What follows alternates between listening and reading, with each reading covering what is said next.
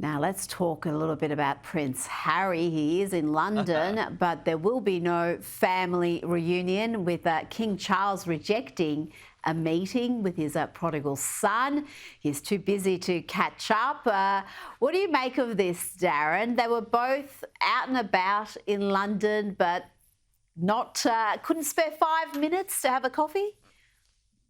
I think it shows the extent to which that relationship has been severely damaged. You know, they used to be really rather close indeed. In fact, the roles were reversed.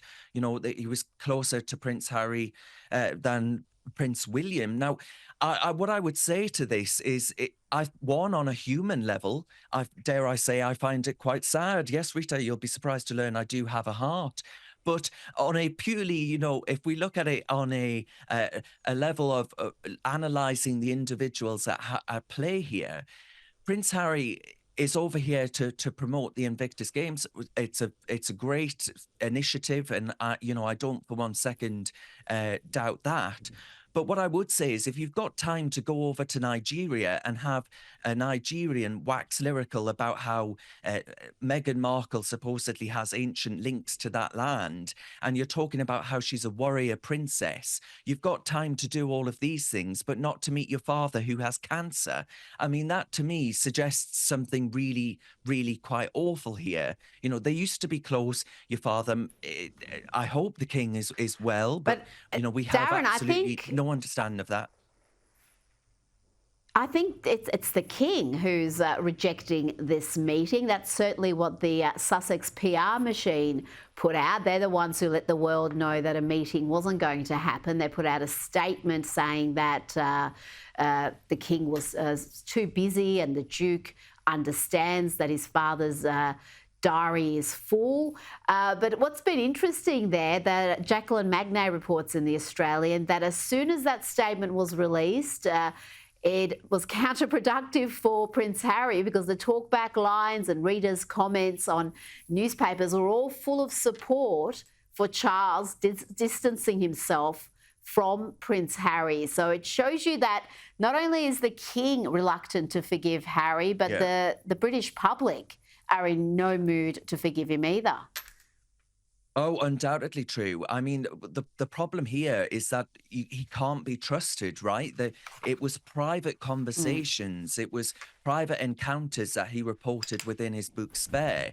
You know, how can the king possibly meet him and risk finding out in the press that it's been reported what kind of cancer His Majesty has?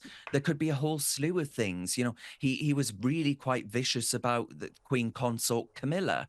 There were so many ways in which Prince Harry overstepped the mark in order to make a couple of quid here and there. Well, more than a couple of quid. He made millions from the advance payment of that boot, let's be honest, and probably millions more since. So I don't think there is any way that His Majesty the King could be safe in the knowledge that any private encounter with his son during this period of illness wouldn't be reported to the press and used as a trinket to actually gain a few more million quid. And isn't that a sad state of affairs, that you can't trust your own child not to sell you out, to rat you out to the press about deeply private matters? It's like having a sort of a microphone with you all the time in the form of your own flesh and blood. How tragic, how betraying must that feel?